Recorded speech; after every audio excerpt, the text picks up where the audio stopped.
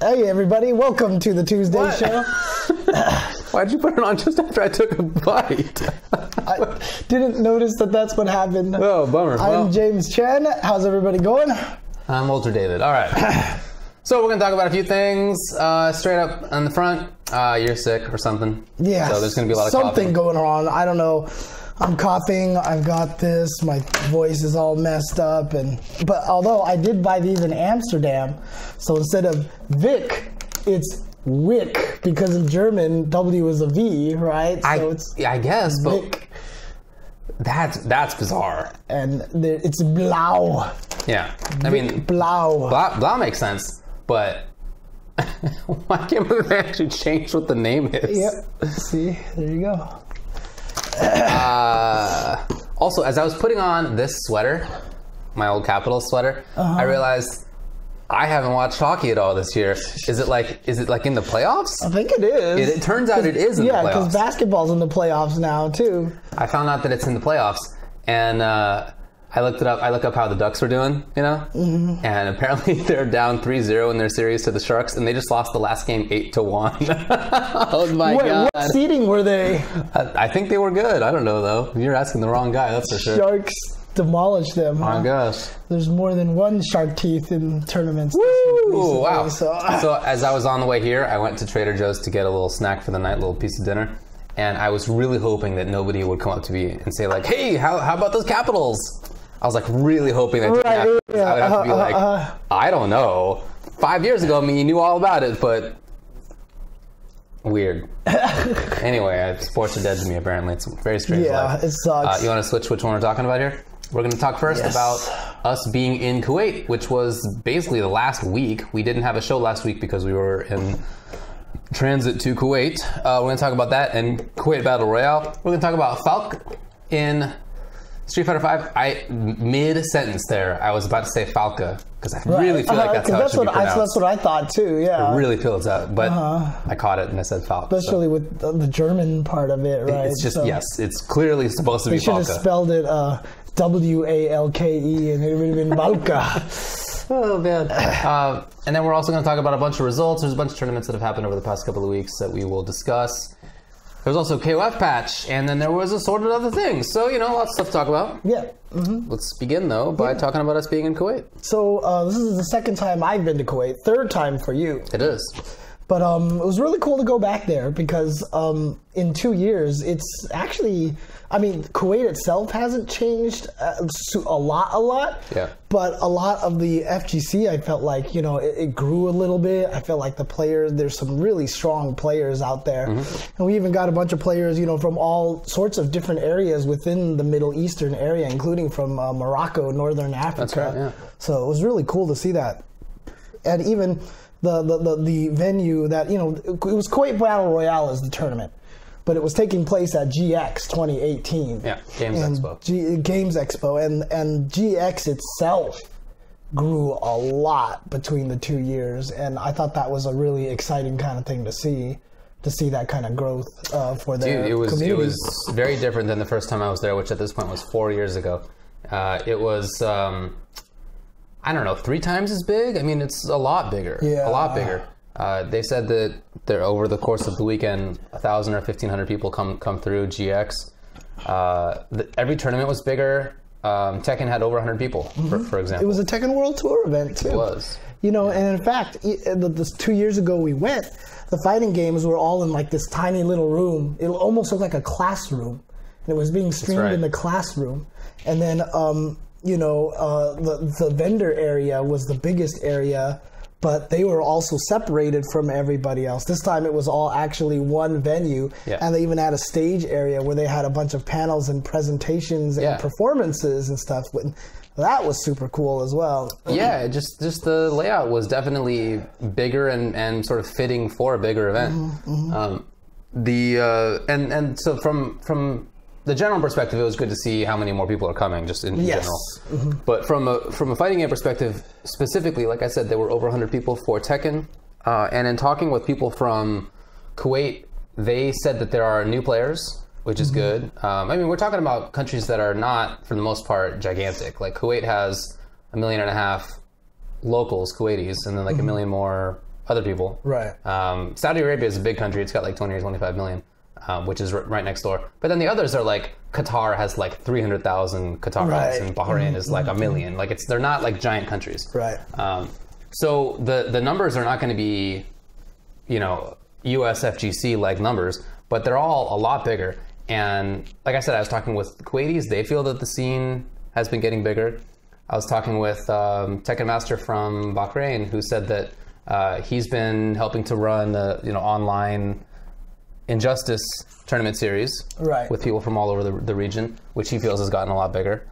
Players from Qatar were mentioning how they feel like their scene is growing. So it's really cool to see that there's like significant improvement in how big the scenes are in that area. Yeah, and it's cool too, because I mean, you know, even Yusuf, the guy who helps, one of the main guys who helps run the event, you know, will admit that it's not the biggest games conference in the area. Yeah. Though it might be the biggest fighting game tournament of the area. Yeah, it probably is actually. Yeah. But you know, what he manages to pull off for that. So I was already like blown away. The first day I went there, I got to meet David Wise, right? I'm not super familiar with him. He's the guy who's done a bunch of music for a lot of old video games, probably most well known for DKC, although I did ask him if he wrote the rap and he said he did not. He didn't write the Donkey Kong rap? No, he did not write the Donkey Kong rap. Okay.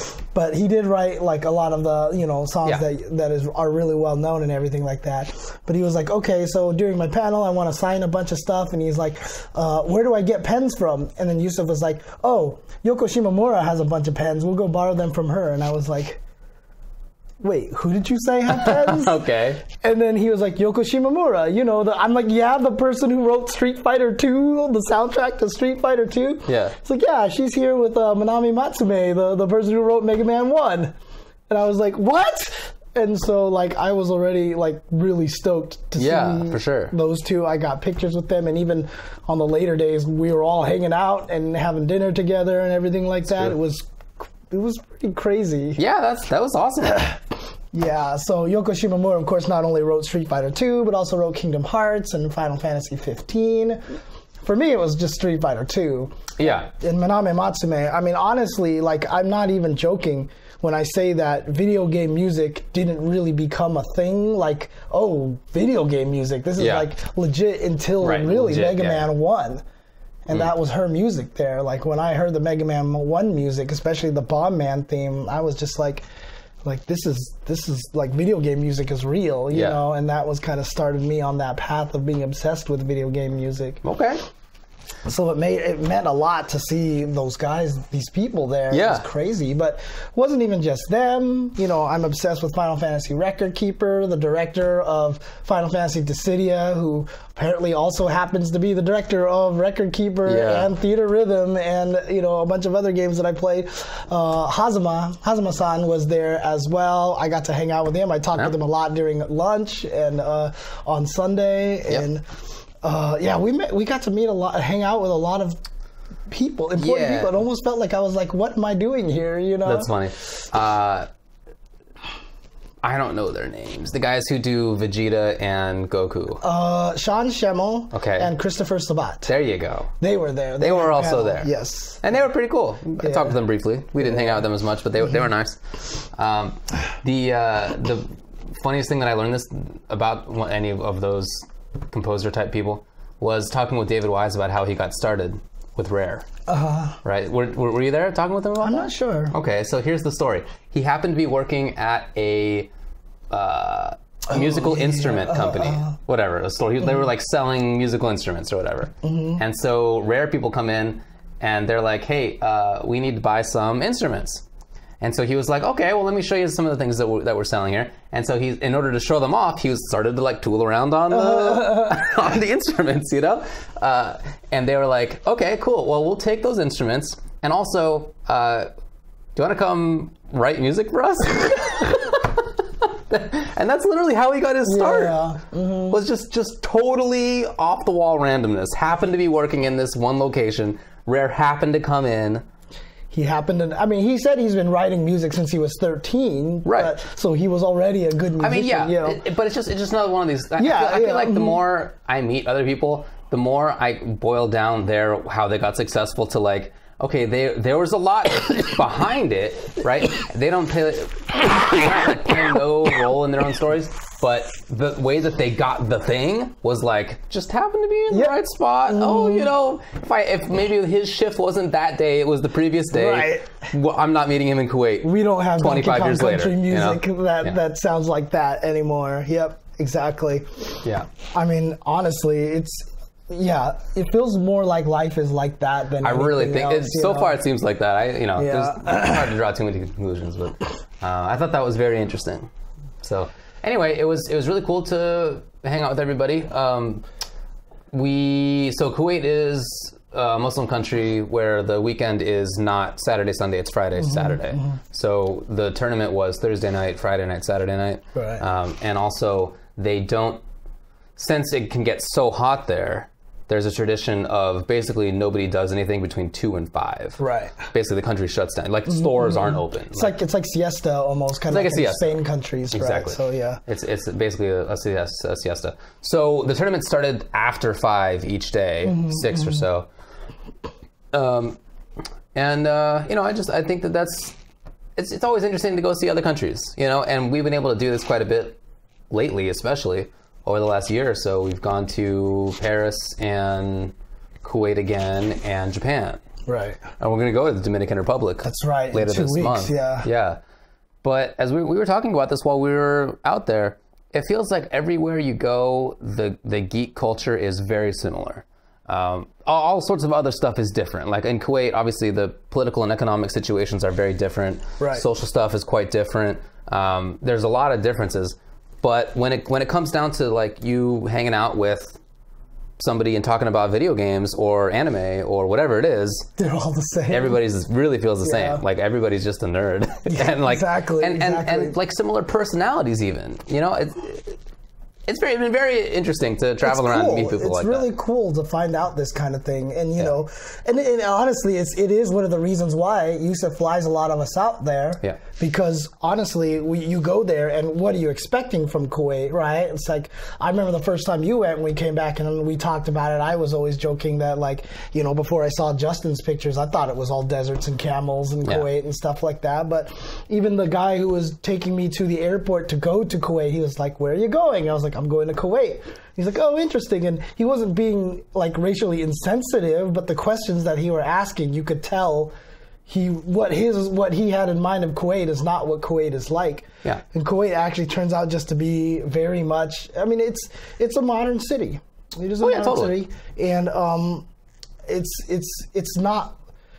it's more like every place else than you would expect, right? In fact, when you're driving around and there's the Carl's Jr., there's the McDonald's, there's the Applebee's, there's the, I mean, Jesus, they had, the two cosplayers who went there, Tally and Vanessa, like they were so super happy to go get Shake Shack and Cheesecake Factory and everything like that. You would go to Kuwait. I mean, they did that. Cheesecake Factory in Kuwait. Like, come on. Yeah, it's really cool. It's really cool. So, I mean, it is very different in a lot of ways. So it really matters to them that they have these foreign and American brands. For example, like James was talking about these fast food places. We're driving around and, Yusuf, our host, he knows exactly when McDonald's came to Kuwait. And he knows exactly, this is the first Applebee's. This is the first McDonald's in the Middle East. Yeah, exactly, yeah. So there's like a value on foreign and I think especially American stuff that feels weird to us, but we're coming from basically the cultural hegemon over the last most of the 100 years, so it's just like a really different situation, but very illuminating to see. I don't want to rehabilitate it completely. I mean, there's definitely some serious labor issues in the country. I think more than anything else. I mean, honestly, some of the stuff makes me feel very uncomfortable. Right? I mean, a lot of their labor comes from Asian countries, in which they essentially kidnap people, right? And kind of take away their visas or something? Kuwait, from what I've read, Kuwait doesn't do that side of it quite as wildly as Qatar, apparently. From what I've read is the wildest in that. But it's true that they take people's visas once they enter, and obviously that can lead to a lot of abuse. So that side of it I think is really tough. But it's really like Yusuf and his family are definitely on the more liberal side of things. Like we didn't meet his mom again, but his mom is a well-known international human rights lawyer. So it's definitely not the same situation that many other families have. But I mean, it's interesting because like as an Asian person, as I'm walking around, I always see that everybody who works in all the restaurants and all the stores, all the service people are all Asian people. Yeah.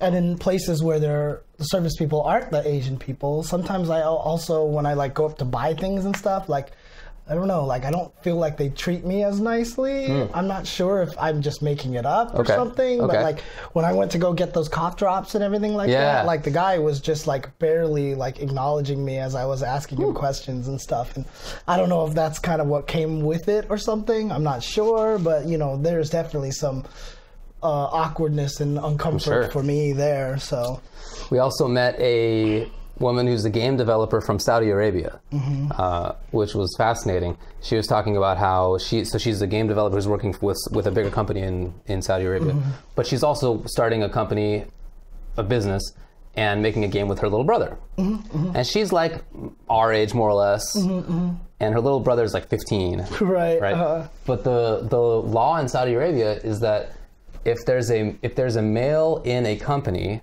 there needs to be another male who's his manager. Right.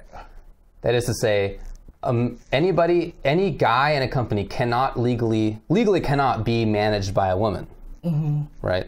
Including if it's his sister, apparently. Her sister, right? Right. So. His sister. Okay. Yeah. Gotcha. So this little kid, this little 15-year-old kid, is basically requiring. He's not, but the law requires that his sister hire a man to manage him, even though she's his older sister by 25 years. Right. Exactly. So it's super crazy. And in fact, some companies then just don't hire men, right? So there's actually companies that are just pure women. Yeah. So they don't have to deal with that issue at all. Exactly. She was railing about it. You know, it makes her obviously really mad, pissed. But that was. I mean, I'm sorry to hear that. That's obviously awful. But it's just it's interesting to find out. Like that's like the kind of thing that is like terrible, but educational. Right. Right. So, dang. And what's really interesting. They're talking about like modern video games. You know what I mean? Like it's like you think of that like worldview as being in the past. Right. You know, it's like that's not how it is anymore. But we're talking about like modern video games. You know. What's weird about it too is that, you know, I wonder how much longer it can last in Kuwait in particular, because even Yusuf talked about this a lot, that Kuwait is the most liberal of all the Middle Eastern countries. Yeah, the GCC countries. Right. To say the Gulf, the sort of Persian Arabian Gulf. Right. And, you know, you can see that a lot. There's definitely a lot of liberal beliefs and stuff out there, but like there are a lot of women who are just like they don't dress up, they don't cover up, you know, they dress how they want to, and you know, it's just that you know, from where I stand, like you see these kind of liberal situations, and the more liberal you are, like you're not going to put up with things as long. So I just wonder if there's like something's going to change. Yeah.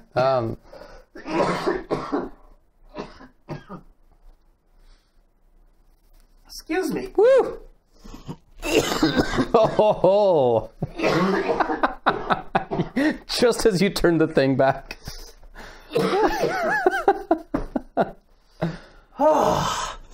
God damn it. And the doctor said that I could see him at 4 p.m. today. Like, I called and they're like, yeah, you can come in at 4:40 today. And then they called me back and they're like, sorry, we messed up. You can't come in until Thursday. So I can't. I'm not even going to be able to get this checked out until 2 days from now. So that sucks. I even bought the small bottle of Robitussin just to make sure that I didn't have to. You know, I didn't think I was going to have to drink the whole thing, but if I drink this right now, that's the end of it. This is the last bottle. Well, you can get some more tonight. After the show, I'm going to have to run out and get some more Robitussin. Yeah. Anyway, it's definitely a modern city. We went up the world's tallest concrete-only building, apparently. Wow, that's going to take forever, dude. It's not enough in here.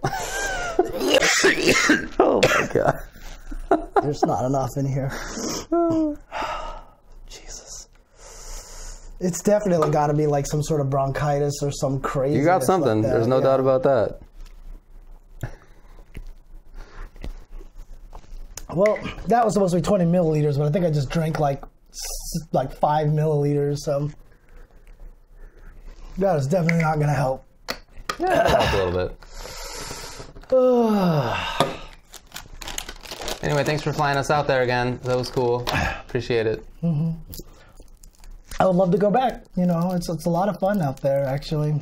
And I like meeting a lot of the players out there. And, you know, when we get to the actual results and everything like that of the event, you know, some of those players out there were really strong players. And it was just really exciting to see. And, you know, I'd love to see them travel more and be able to get out. I'm definitely with you on that. Places.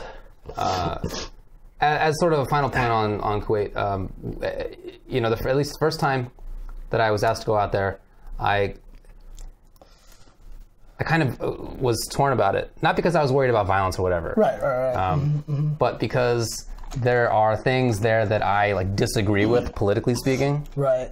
I mean, they have a parliament and stuff. It's not that side, but really more like how they treat the workers. Dude, you should tell people what. After you're done with this, you should tell people what like Tekken Master I definitely said. will. Yeah. But I think in the end that it's more important to like experience other things and be honest about them when I come back. So I'd like to like help people realize what's going on, both on the very positive sides. It's a nice big city, right? We were talking about it's liberal comparatively speaking. Right. There's positives for sure, but then also be honest about the negatives. So I don't know. That's my thought about it. And then, as far as what Tekken Master said, we were chatting about whether he would ever move to the U.S. and he said no. The U.S. is way too violent. Too dangerous. It's too dangerous in the United States. Which I just thought like flipped it on its head, at least as far as what the stereotypes are, because people stereotype that whole region as being very violent. Right. There are some super violent spots in the larger Middle East, obviously, but when it comes to the Gulf region at this point, those countries at least are not violent. They have way less rates of problems than we do. But I just thought that was like a really interesting take on it. He said like, you know, cops kill everybody. Everyone owns a gun. People get shot all the time. Police can murder whoever they want. He was talking about how cars always get broken into. And, you know, it's not... You respond by going... More or less. I mean, it's not entirely accurate, obviously, but the main thing I disagreed with him is that he was saying... I was complaining to him about the fact that in Kuwait, every toilet is wet. You know what I'm talking about? They're all wet. So there's a like handheld bidet. It's like a hose with a little squirt gun hose that I guess you like clean your butt with afterward, right?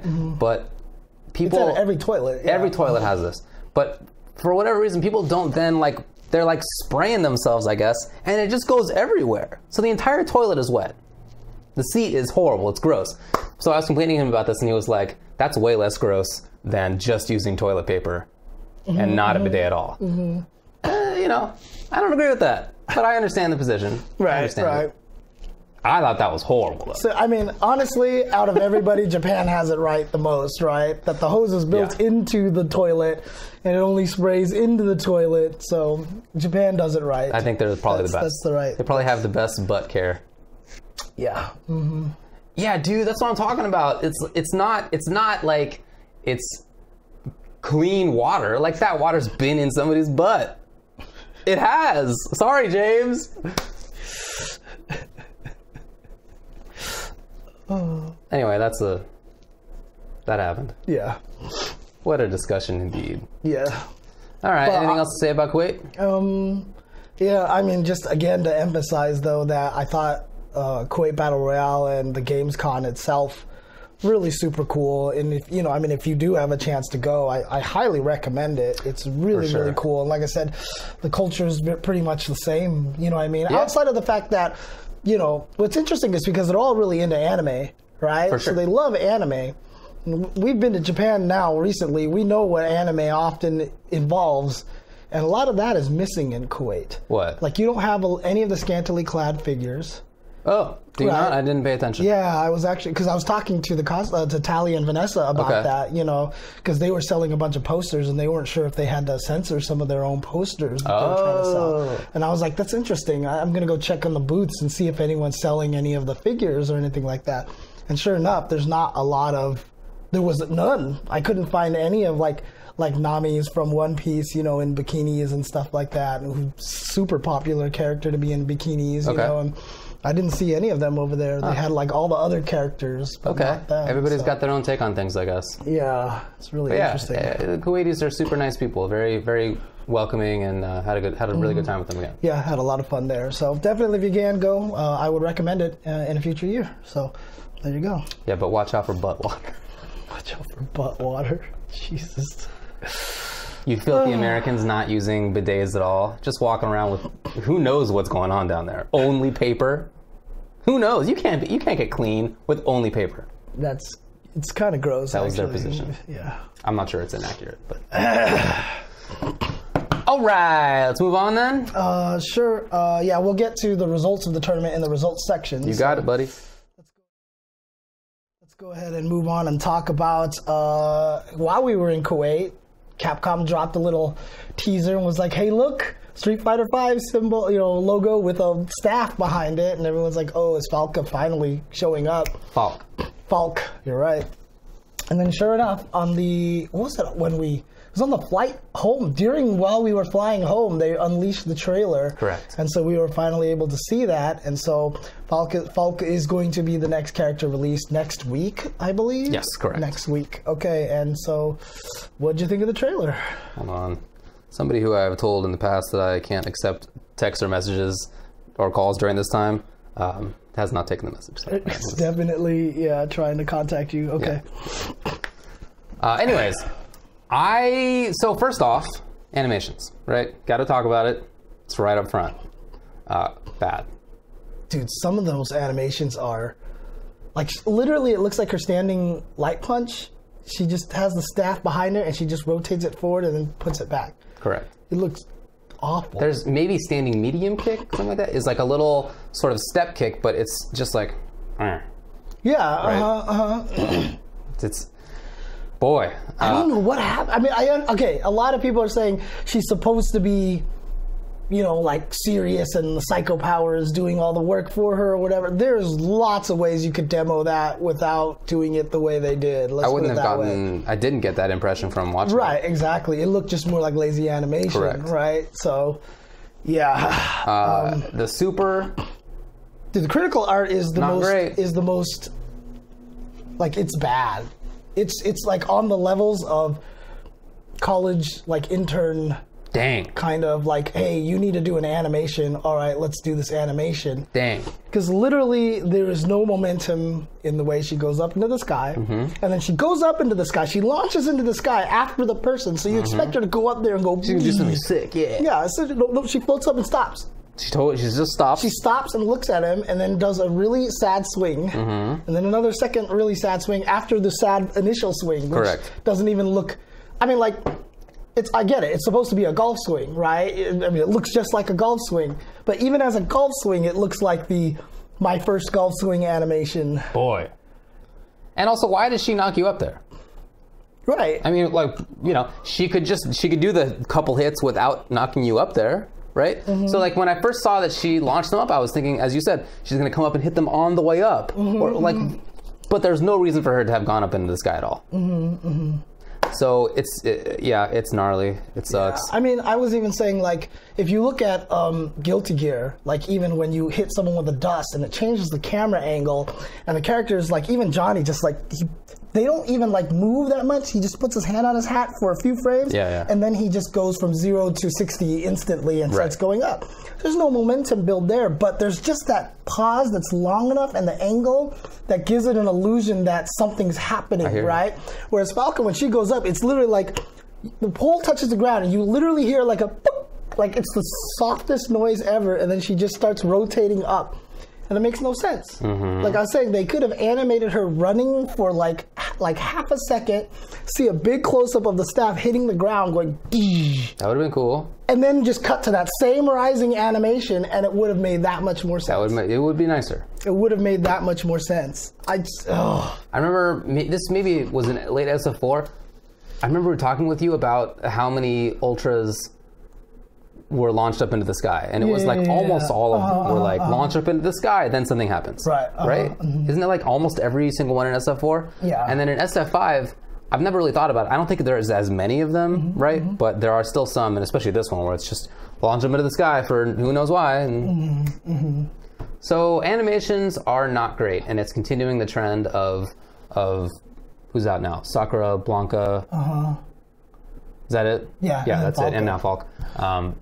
None of them are good in season 3, and it's contrasted with the end of season 2, which were great, awesome. Zeku has excellent ones. Right. Abigail, Manat, they look great. I mean, Blanca, I'll give a little bit of a pass to. There's definitely some a little bit, kind of. I mean, compared to Falke and Sakura, I'll give a little pass to. But maybe I'm just. Because all I ever see is the costume, and the costume makes everything look normal. The costume is excellent. I cannot disagree with that. But I'm worried now because Cody's probably next. Come out, and they might look. Cody might be terrible. Really awful. I mean, I made a little video edit. I don't know if you even saw it. Like, I put out a video edit where I took the Falke trailer where she does the V-Trigger 1 stuff, and I stretched all the wind-ups, and I sped up all the attacks. Okay. And like, it's very subtle. It's hard to tell the difference, but you can't fix it that directly that way without changing the poses. But already it felt like it had more of a pop to me. Like, it felt like things snapped a little bit better. Like I said, it's really subtle. It's hard to say, but like, I just think subconsciously it just made it look that much better. So I don't know. It's really frustrating. Yeah, it sucks. And look, it's not for sure that Cody, etc., are going to be weird looking, because the end of season 2 was definitely better looking than before. I didn't think that the start of season 2 was horrible, right? I don't think it started any worse than any of the rest of SF5. Right. But the end of SF5 season 2 was definitely better. So, that was 3 characters. Now we have 3 characters in season 3. I don't know like how they make them, obviously, but maybe it's like 3 different characters per team or whatever. I don't know. Dude, if they can get the original 3, they get the team that did the Manat, Abigail, Zeku trio to do Cody, G, and Sagat. I will, please. I hear that. Because they can't keep doing what they're doing right now. Because I mean, honestly, I know there's a lot of people out there who said like Falke doesn't look that terrible. And I'll agree. She doesn't look awful in it. And when you separate things like that I don't know which attack this was, but it reminds me of a lot of Sakura's animations where it just looks like she just happens to be swinging a stick, and if you got walked in the way, she hits you. Right. But it doesn't look like there's any impact to it at all, right? But like, if you just see her swing it and then let the animation play out and she does this fancy staff stuff, it looks great. But it's just, the actual animation is bad because it's literally, as opposed to snap. You know what I mean? And that's the thing. One of the main principles of animation is build up and snap. And Falke has none of that. Everything is animated too smoothly. It's like the people who animate it just know how to animate, but they don't understand how to evoke the emotions out of the animations. You know, so I don't know. I hear you, dude. I hear you. It's not great. Anything else to say about the graphical side of it? No. Okay, did you see Winter Stays On or Capcom Unity streams today? I saw pieces of it. I saw highlights of it. I saw high fights of it. So I saw a bunch of little pieces like that. And from what I saw, I was kind of excited because she actually seems like she might be a zoner, which surprised me. I didn't think she was going to be a zoner at all. And I think that's cool if it turns out to be true, that she actually plays a good zoning style. Yeah, and I really like some things about her. I mean, at least from what I've seen so far, just having watched these couple of streams. I agree that she does seem like a zoner, like a defensive zoner. Right. She has, but it's different than like Manat style zoning, which is kind of, it's more Dulcimy, right? Manat. So like there are, in my mind, a couple of main types of zoners. There's like Dulcim or Guile. Right. And those are very different styles of zoning. One is more active. I like Dalsum style because you're pressing buttons more often. But there's the projectile kind, which is Guile, and I feel like she's that. So she's like, it's not a charge move, obviously, but it's about projectile zoning and looking for anti-airs. Right. That's really what it seems like it's about. And she seems to have a good projectile, especially the low one that goes full screen. That's fast. Right. And ducks under everything. It seems like everything. Yeah. It just looks like she shoots under sonic booms and everything. So yeah. Right. She also has the charge up fireball, which seems like it's good. She has sick anti-airs. They seem really strong. Both Crouching Fierce as just like a fast anti-air button, and also her special move where she like brings the stick up. Right. Doesn't she have like true upper body invincibility or maybe jump invincibility or something? I don't know if they said that or not. I didn't hear it. Well, I'm not sure you're wrong. I didn't. Right. I don't know. But in any case, it did look like a very strong anti-air. And then she also has an EX invincible move, right? The EX, this thing is invincible. Her V-Trigger 1 seems like it buffs the projectile zoning. It kind of like goes into like the scatter shot. And then now it bounces off the floor and stuff. Yeah. So that definitely all looks cool. I'm excited for that because SF5, hasn't really had many zoners. So Dalsum is in there, but he's less zoning than in the past.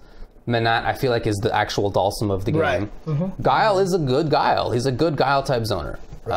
So to have another one now, I think is great because there's only a few in the whole game, and I think that's awesome. I was surprised she had projectiles at all. Like, you saw her in the intros and everything. She has a staff, and all of a sudden she's shooting out of it, and I was like, whoa, this is interesting. This is different to me. But again, I was about to go into the animations again. Okay, anyways, we already talked about that. So, I'm just sad that there's just no dynamic posing. I know. I mean, I get it. I in my first tweet, I said it feels very kind of like Injustice, like, you know what I mean? Like, if Catwoman's going to do a whip, she just does whip. Right. And so if Falke's going to shoot, she just shoots. But there's no like kind of, like, it would have been cool. A little bit extra flair. Yeah, like dynamic flair on things, But all of her normals, she just looks like she rotates. Yeah. Like, I don't know. Anyways. She seems to have some useful links. Like I said, great anti-air. She seems to have some good buttons. I don't know what the commands are for any of these things, but maybe it was like Fierce or Forward Fierce. Seemed like it was a good ranged staff. Crouching Strong seems like it's a good ranged button. So she has tools, And then V-Trigger 2 is, well, I don't know exactly how it works, but I saw that it has an overhead in it. Like you press it and you do. So, but the initial activation, doesn't it like swing, hit, and then does this thing? Yeah. Okay. And you can combo super after it. Apparently, you can. So. Anyway, so I think that's cool. It seems like it's a slow overhead, but you can combo out of it, and it's plus on block. So maybe not so important that it's an overhead, but more like just to give you frame advantage to pressure. So if she has two significantly different V-triggers that you might use in different matchups, then that'd be awesome. All right, the zoning one versus characters you want to keep out. And then you got the pressure one if you need to get in. Like, I think that could be really cool. Right. And it looks like all of her special moves are very similar to Ed. That they're mostly like 2 kicks, 2 punches, and then like hold punch and release and stuff like that. So that's going to be interesting to see how that plays out, because that can change a lot, right? Like if the staff gun, for example, is just quarter circle forward, that's going to be really good. But if it's like, oh, I have to hold a button down and let go to shoot it. I think that is the case for the regular gun. Okay, so that might make it a little bit harder to use, etc. But I think the low gun is a command. Oh, I think that's like 2 kicks or something like that. Two kicks is the one where she like kind of does she kicks. She's like a kick. I don't know. But yeah, I'm not sure. Let me know. I actually don't know what the low one is. I just assumed it was a command. Let us know if anybody does know. But she has like the Ed EX Psycho Upper, which is invincible like immediately. It's just it's like an old school lariat, right? Where you're just full body invincible instantly, so you can use it to react to things in a way that is harder to do with other invincible special moves. I mean, Falke's not really Ed's sister, but they're part of the same team. That's why she dresses very similar to him. So they've got the same They've got that interesting Shadaloo outfit. Their default costumes look very similar. So it's crouching 2 punch. Got it. Okay. Makes sense. Yeah. So the gunshots were negative hold punches. Interesting. That's going to make her a really interesting zoner then. You're going to have to do a lot of careful. So, for example, if the heavy punch one is the one that shoots at a particular good angle, you're going to lose the long poke, for example, right? So, I'd be curious to see how that works with her. She seems like an interesting character gameplay-wise. So I'm looking forward to it.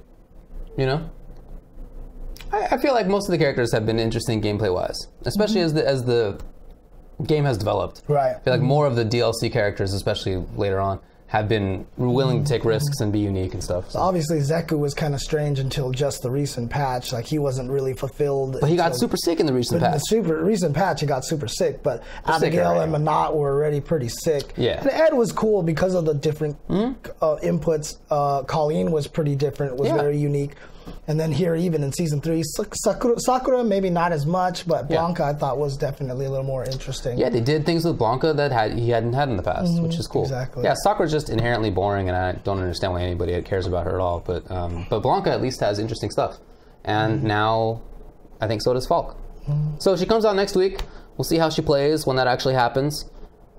You know, it's obviously hard to get a good idea for how strong a character is until you really sit down and spend some time with them. Right. But just having seen it today on the streams, I do think that she looks like she could have strength. Right? I'm not going to be definitive about it, but it seemed like she has some ideas that could be useful, that she has some good tools. So. Right. Yeah, it could be. There always is that kind of little thing where it seems like a lot of the DLC characters don't become as viable until the next season, right? So like Guile and Balrog were good, and Urien were good, but then in Season 2 they were like, oh my god. They got Same better. thing with Ibuki, right? They all became better in Season 2. They were already all good. Yeah. But you're right, they did get better. Right. But then even like Abigail and Manat, like they were good, but then in Season 3 they got better. You're right. So it always seems like there is that kind of... And Colleen, same thing. Colleen she was too. good in 2, and then she got better in 3. You're right. So there you go. But yeah, I mean, I'm hoping that she plays differently enough. I hope she adds a new take to the game. Yeah. You know, so people can really learn what it's like to fight against a zoner in this game. Agreed. I like I said, I like some of the ideas. I hope that what happens is not going to be like what happened with Ed. I thought at first he looked like he was a fireball zoner, but I think that was wrong. Yeah. So it could be that Falke ends up just being a regular kind of mid-rangey character, but I hope that that's not true. I do hope that she has more of a zoning aspect to her. Yep. Cool.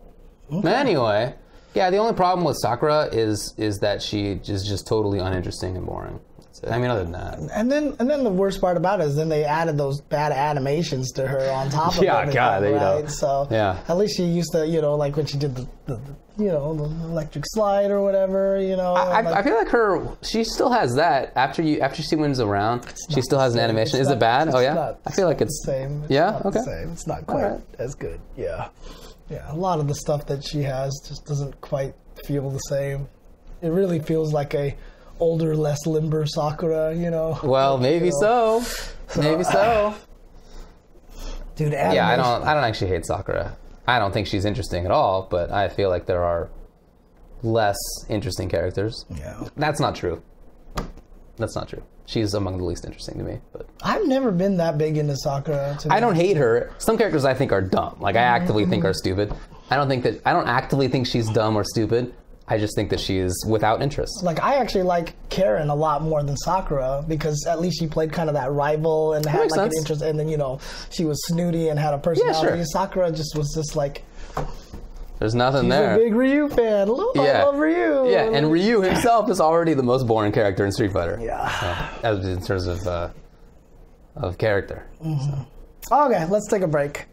We take a break. When we come back, we'll talk about the Injustice Pro series is starting up again, and then we'll go over some tournament results, and I will try to cough out a lung during the break. So. Alrighty. Okay, be right back, guys.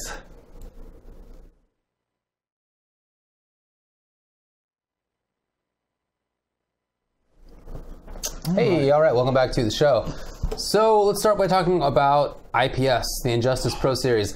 We talked about this a couple of weeks ago, but people were a little concerned in the scene that there was not going to be any official pro league, esports league this year for Injustice. At the time, I said I thought that was kind of silly because last year it wasn't even announced until late April, early May. Right. I think it was early May even. And its first event was Combo Breaker. There was plenty of time for that to happen still, and of course it did end up happening. Right. So it's announced.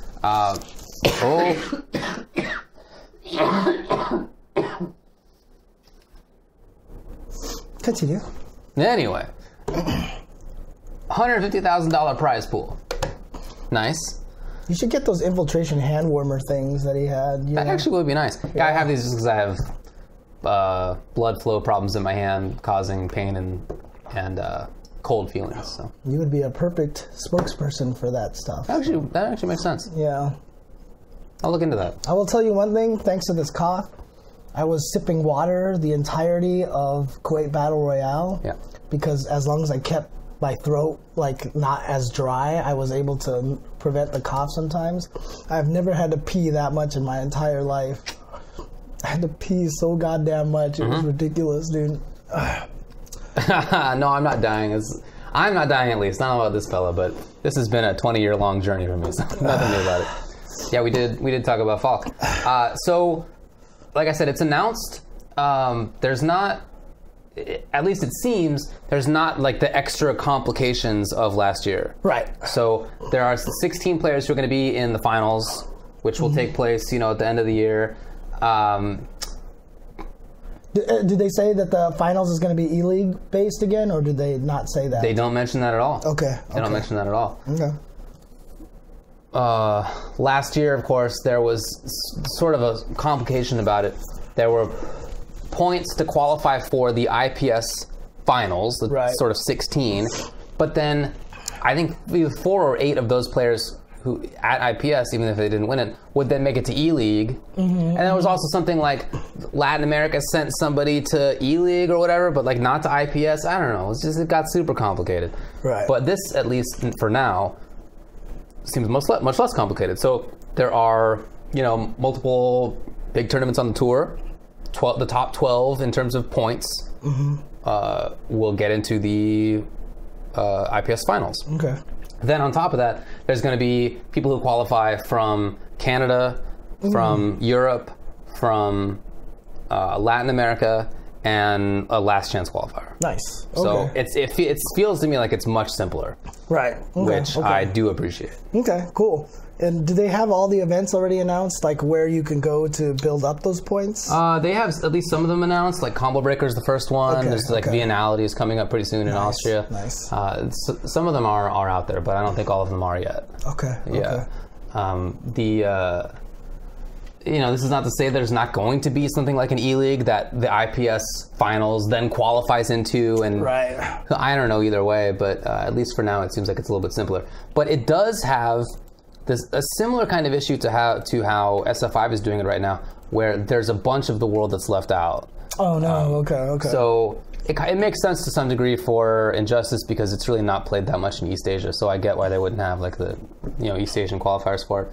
But even still, it'd be nice to have some additional representation. There's actually this funny line in the video trailer for it, where they're talking about how it's going to be worldwide, and almost simultaneously with them saying it's going to be worldwide, they show a map of the world, and they color in the countries that can participate in it. And almost the whole globe is gray. This worldwide event. Seriously, dude. Oh, no. It was basically like that. So this past weekend when we were in Kuwait, I talked with Tekken Master, for example, one of the best Injustice players in the world, and he was complaining about how it's going to be super tough for him to qualify. I mean, it wasn't easy for him last year, but he was really hoping that there would be, a Middle Eastern event, or at least something that's just a little bit more approachable, So I really wish that there was more like that, not just for his sake, but for other players too. And there are some players in East Asia. I've met them. I mean, I know that they exist. I know that Australia has some players, for example, I mean, even as well. Cien was playing Injustice. Cien played Injustice, even. Yeah. Yeah. So it'd be nice if that stuff was there, but another year of it not happening. Yeah, I'm happy that it is happening, though. Like I said, I wasn't concerned that it was not going to happen, but there were many people in the Injustice scene, in the NRS scene, who were concerned. Right. So this is good to see. So it's good to see, yeah, that they're going to hold on to it, and sure they'll announce MK11, and then all of Injustice 2 support will disappear. And then, I mean, this is usually reserved for you saying this. You're right. No, yeah, I'm not disagreeing with you at all. You're basically right. Hopefully it won't happen. I mean, heck, even at Combo Breaker this year, MK9 has a slew of entrants in there. It does. You know, and so Perfect Legend can show up again and show everybody how real that game was. I'm sure he'll be there. Compared to every other game, right? So I'm sure Carl will be there. I love you, Carl. I love you to death, seriously. Yeah, Shen was playing the wrong character for him. That is definitely true. He was playing Cheetah. Yeah. It's just like a wild character. Right. You know, she just kind of goes wild. She has to spend most of the time hanging back, not really doing much, just feigning an approach. I don't know why he picked that character, but in any case, I don't know. Maybe he just likes cats. I don't know his deal. Tekken Master does play Tekken. We'll get to that in the KBR review that we're going to do, Kuwait Battle Royale. Anything else to say about Injustice 2 Pro Series? No, I'm trying to find the results, but I don't seem to have them here. I'll get to them at some point. So, but do you want to just go into the results then? Yeah. All right. So I'm trying to find the. Do you have the KBR results anywhere by any chance? No. If you can find them, that would be nice, because I am not seeing them anywhere. All right. Well, how about you keep looking as I talk about other things that have happened? Sure, go for it. So, this past weekend was the first online CPT, Capcom Pro Tour, Latin America North One ranking event. Results, I think were not unexpected, but interesting anyway. So 7th, DR Joker with Akuma and Ryu gets 1 point. 7th also RR Kike Akuma. 5th were Choco with Nakali. 5th, Rise Mena RD, Birdie and Akuma. 4th, MJ Master Menat. 3rd, Juan Fraroth with Alex. Okay. 2nd place, GAM DRA Ibuki Vega. Winner was GAM Kaba with Guile. Nice. There you go. Good job to Kaba. Yeah. Mena has always said that he thinks Kaba is one of the best players. So this is, like I said, I don't think this is a big surprise. Right. Maybe Mena getting 5th is a surprise, but still, you know, the Dominicans got 6 of the top 8. Right. So that scene is strong. That's not going to be a surprise. And in fact, in 2 weeks, there's going to be Game Over. Yeah. So we're going to see a lot of talent from the DR area. I'm actually really excited about that. I'm wondering how many foreign players are going to travel out to that event. Good question. And actually try to compete against them. So I'll be really curious to see. You know what? I might be able to get the information from Twitter. You know what? I'm just going to look up challenge. I tried. I went, oh, did I do the wrong one? I did challenge.com/Fikra and I didn't get it. What were you going by? I just Googled challenge Fikra. Oh, jeez. Okay, fine. Google. Using the power of Google. So, Street Fighter, this is Kuwait Battle Royale, which we talked about a little bit in the intro to this. It was in Kuwait. 7th places were Coco RKB and RT Broken Wing. 5th were The Doc and Dookie. 4th was Effendix. 3rd, V/Zantetsu. 2nd place, V/Freezer. And winner was Aziz. Yeah. So Aziz from Kuwait, he recently got 3rd at Tiger Uppercut. Good job to him. Freezer would look like a good player. He is from Morocco. And is, I guess, a known quantity when it comes to the King of Fighters. But he had a sick weekend. We'll talk about that as we get through this a little bit. But Aziz definitely, you know, he's the favorite, and he really kind of showed it that weekend. So the winners finals between him and Freezer were really good. But then once they got to grand finals, it seemed like Aziz just had everything under control at that point. But yeah, Freezer had a good bison. That was really cool. King of Fighters, 7th places were QCFP Badur and QCFP Webster. 5th, Fizzy and versus KSA Maksato. 4th was versus KSA Alucard. 3rd, V/Zantetsu. 2nd place versus KSA Buster Wolf. And winner was V/Freezer. There you go. Still doing well. So that's a 2nd place and a 1st place that he's had now. Right. Then in Marvel vs. Capcom Infinite, 7th places were Fubuki and QCFB Buwaleed. 5th, Ferg Voice and Jaguar Murad. 4th place, Bad Apple. 3rd place, V/Freezer. 2nd place, Madi Full. And winner was Coco RKB, who said that he didn't lose a single game. Yep, exactly. Dang. And so there you go, Freezer with a 1st, a 2nd, and a 3rd all weekend. And although he won't be in the top 8 of Dragon Ball, he was 9th place in that game as well. That's pretty crazy. So, you know, after the tournament was over, I actually had a chance to talk to him, and I was just telling him how amazed I was at his gameplay. And I thought he was very, very strong. I really hope to see him travel a lot more. Super cool. Definitely one of those names that, you know, if you're one of those groups like Nasser and NASR looking to sponsor people out in the Middle Eastern regions, from Morocco, very strong player. So. I remember talking not long ago about how I didn't know much about the African scene. Right. And there you go, he's from North Africa. So, hey. Right, we need more of those guys coming out from Africa, because I'm sure they've got a ton of great fighting game players. I would think so. Yeah. 7th place, this is in Injustice 2. Okay. 7th places were Retro Sod and Solemn Swift. 5th, Ethos and GK. 4th place, Instant. 3rd place, Classic. 2nd place, Nasser Shark Teeth. And winner, Nasser Tekken Master. Yep. He was definitely the favorite going into it. Dragon Ball, 7th places, Mr. Baldy and Nasser Shark Teeth. 5th, Fubuki and Nasser. 4th, LGG Sai. 3rd place was 6P Deadfish.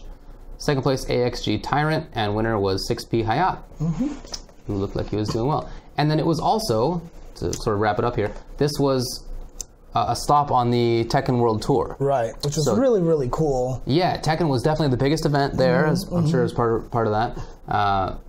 Over 100 people, which was really great to see. Almost 100 people, I should say. So 7th places were KSA Broly and KSA Wasfi.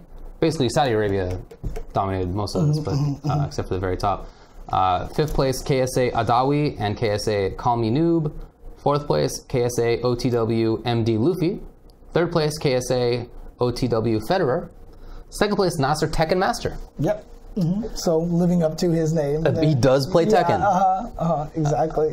Winner, 1st place, Crazy Super Akuma from Europe. So he flew down and we were sitting next to him while Losers Finals was going on between Tekken Master and Federer.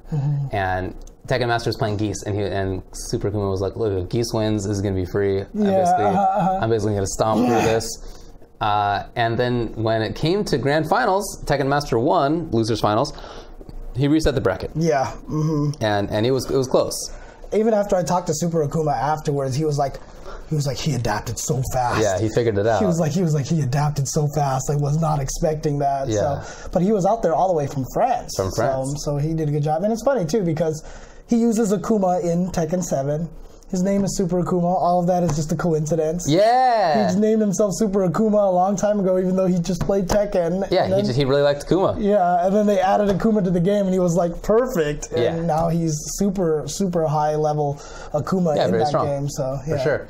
Tekken Master said to me that he almost never practices Tekken. He rarely practices Tekken, but he of course does come from Tekken. As you know, in his region, Tekken is historically like their strongest game. Saudi, Bahrain, like that region down there. For Kuwait, a little bit farther north, Kuwait is like they consider the game Street Fighter. That's what they're like most proud about. That's their main game. Interesting.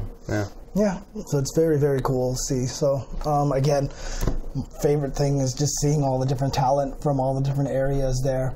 It's not just from Kuwait, because it's, obviously from Saudi Arabia. And the crazy thing about it, too, is that a lot of those good players out there, when we talk to the players there, they're like, yeah, there's more guys. They just can't make it because of, visa issues and stuff like that, right? So once we get to that point where these players can actually travel and go places, it's going to be really impressive. Yeah.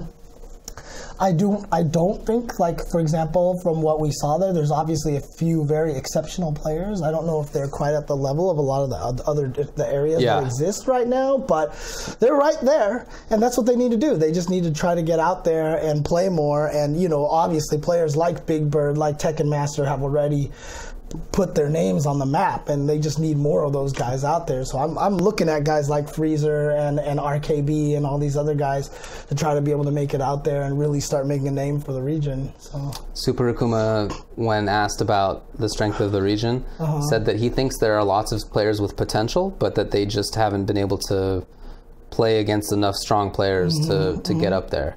So he was like bullish about the talent in the region. He just didn't think that they had enough experience. Yeah, that's where usually, that's how you shape mold the coal into diamonds, right? They've got to go under all that pressure and get beaten up, and then that's how they come out shining bright like a diamond. So I read today that after somebody dies, you can turn them into diamonds, and a human body typically makes like 4 to 5 diamonds, and they come out bluish in tint. Typically, so you could like cremate them and then mold them into diamonds. Yeah, you know, you can make diamonds. Like there's like a science can make diamonds now. Not like cubic zirconia or whatever, but like full on diamonds. Yeah, you can do that from a human, and they tend to come out bluish because apparently humans tend to have a little bit of boron in them, and that turns it blue slightly. So anyway, you just made me think about this. Very interesting topic of conversation. Yeah. Do you think that's gross? I think that's amazing. I think it'd be sick to be turned into diamonds after I die. And then have it so that your descendants are wearing you all the time? I don't know if they need to wear me all the time, but like rather than having like a jar, I think that'd be pretty cool. Well, I mean, yeah, I think it's better than cremation. I'm not a fan of. Like, if you're gonna cremate me, then please spread me over like plants or a tree or something. Don't try to keep me in a jar or anything like that. You know. I guess diamonds would kind of be a better like result than being cremated. I don't know. Well, there's cremation in the process. Right.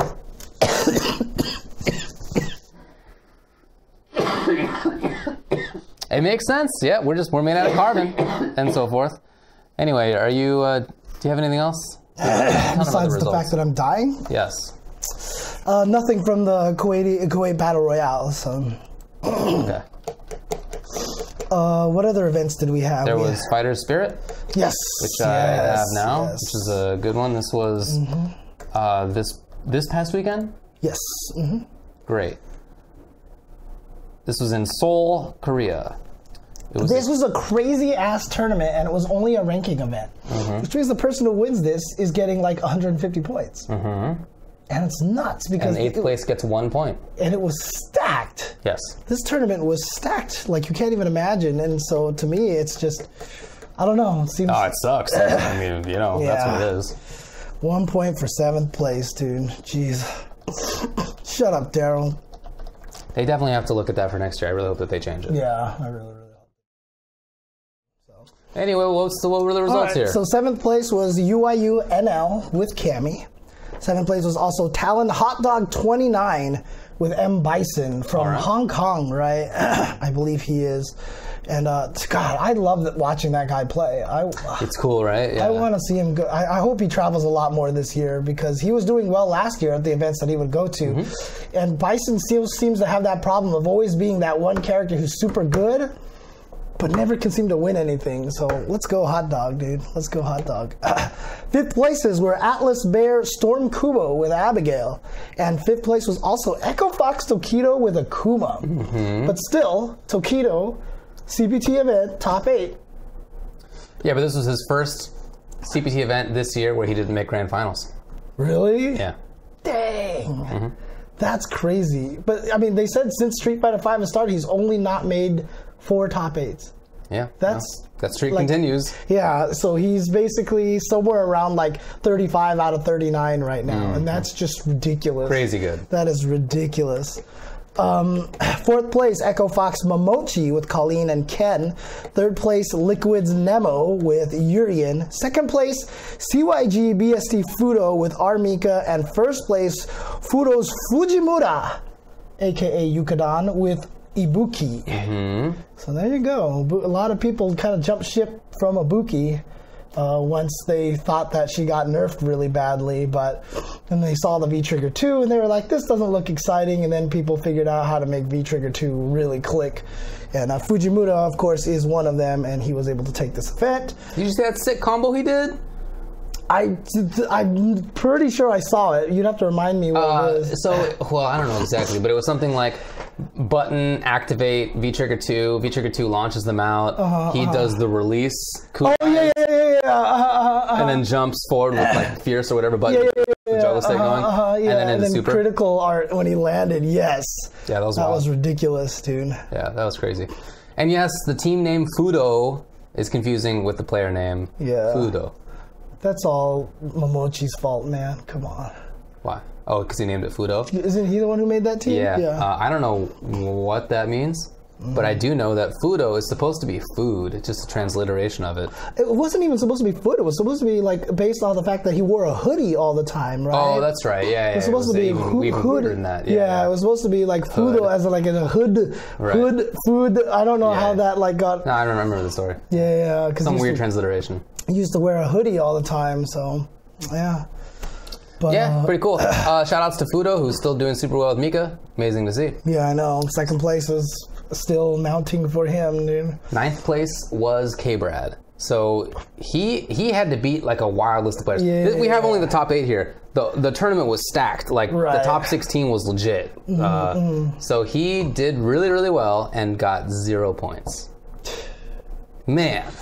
That sucks. So let me ask you, what do you think? One Cammy in top 8? Yeah, I mean, there's not gonna be 8 Cammies. Like it's just that's what everybody like was saying after the patch came out, right? So. There I think will be more, especially as it goes on. People are gonna pick her up more. Punk is playing her now. Knuckle Dew's playing her now. Yeah, so there'll definitely be a lot of Cammies there. Yeah. But there will always be one.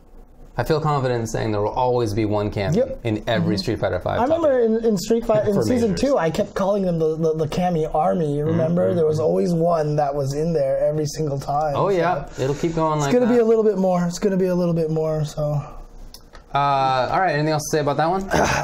No. Outside of the fact that really, they just need to get more points to ranking events. Man. Agreed. That's painful. Sucks. Painful.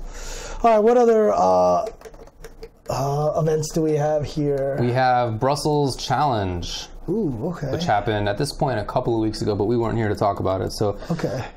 There were some good ones. We already talked about the CPT Online Latin America. We did. Right? Yeah, CPT ranking was what it was over at Brussels Challenge. Okay. So Street Fighter V, top 8, 7th places, Liquid John Takeuchi, Rashid, and Envious Jones Arcade with Ken. 5th places were Epsilon, Takamura, Akuma, and CAG Goichi with Menat and Chun-Li. 4th place, NDV Salty Kid with R. Mika. 3rd, Mouse Problem X with Abigail and Bison. 2nd place was RB Bonchan with Nash and Karen. And then winner was Aries RB Luffy with Mika. Yeah. Beating Bonchan in grand finals again, just like at Evo. Right, yeah, just like at Evo. Dang. So, yeah, dude, Mika is so. I'm impressed by Mika players. I don't think she's bad, but I mean, there's 2 of them there. I know there's that's what makes me bring it up. Too, right? Yeah. Salty Kid 4th. No Cammies there. No Cammies. Wow, actually, okay. There's an Abigail there. No Cammies. Did I say moving forward? I feel like I might have before, but in any case. And then 2nd place, of course, for Fudo as Mika.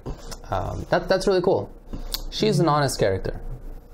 Yeah, I mean, the thing about it is the most dishonest portion of her game is when she gets you into the corner, does the thing, calls Nadeshko, and then hits you. But the thing is, getting into that position is so hard now that's actually like a quality reward for getting you there. So I think so, dude. I really do. I don't disagree with you. I honestly don't. So I think she is actually very,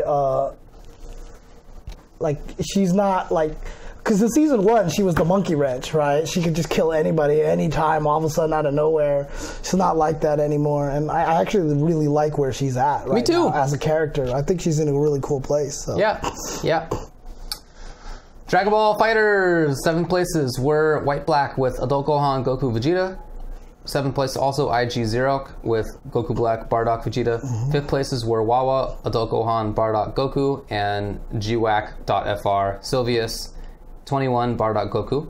4th, Aphie with Android 18, Goku Black, Android 21. 3rd, CSE Death Haidan or something. Trunks hit Vegeta. Wow, what a team. I gotta go back and watch that. Second place, TSM RB Leffen.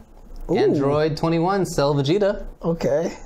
And winner was CAG Goichi with Adult Gohan, Cell Vegeta. That's cool. They got to play each other. They did. It was a 3-0 in winners finals and a 3-0 in grand finals. Okay, so yeah. Goichi is still the king. Doing all right up there. Still the king. Okay. Tekken 7. 7 places were JTB with Jin and Prodigal Son Kazuya. Is that Reinhardt? Prodigal Son? Yeah, that should be. Unless he's listed as Prodigal Son Kazuya. Oh, yeah, that is just Ryan. Okay.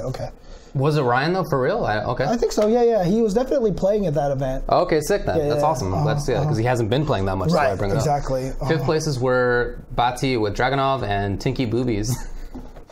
I said that correctly. Pretty sure. Tinky Boobies. Yeah. Okay.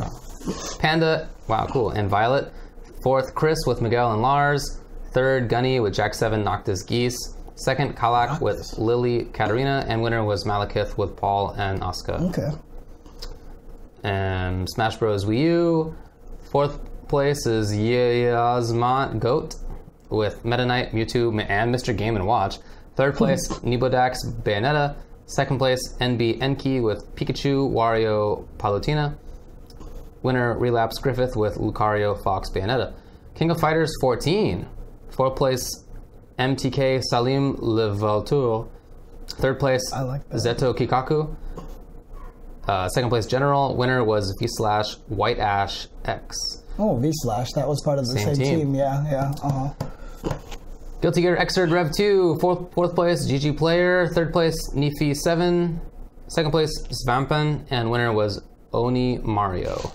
You know, someone's in the chat talking, High Fight's in the chat, and some people are talking about him as almost kind of like an archivist, right? And I wonder if he's actually keeping all those clips that he's actually... Ooh, that would be cool. Because if he is, he needs to back that stuff up. That is a good idea. Put it in somewhere, and we need to really just make sure that we maintain those. We should talk with him about that. Even if he hasn't been, he should be doing that in the future. Because I know, like, last year he was like, here's the highlights from 2017, here's my favorite things. Oh, cool. So there was a whole bunch of stuff, so...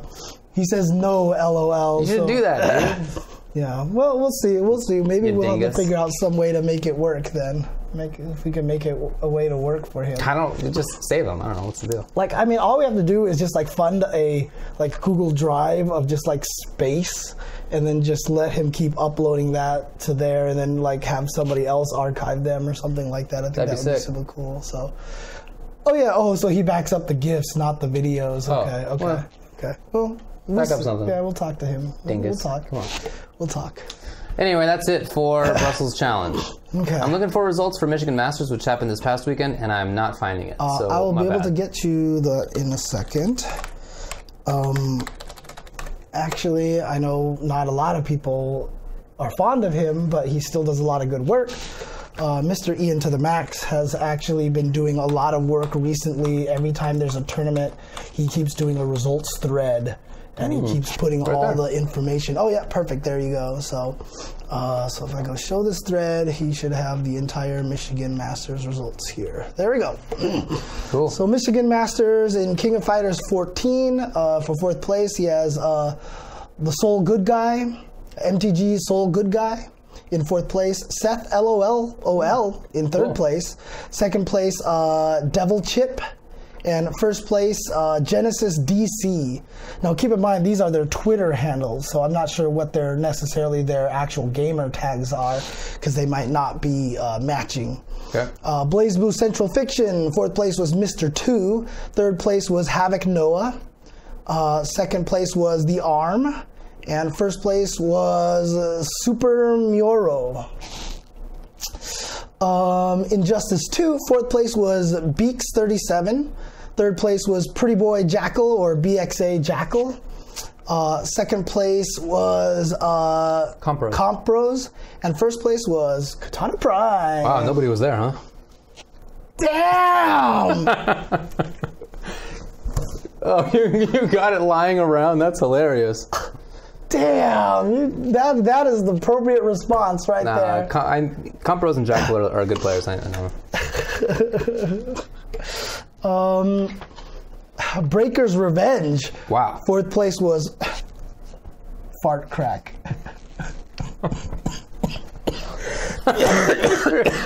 You're getting a pick out of it.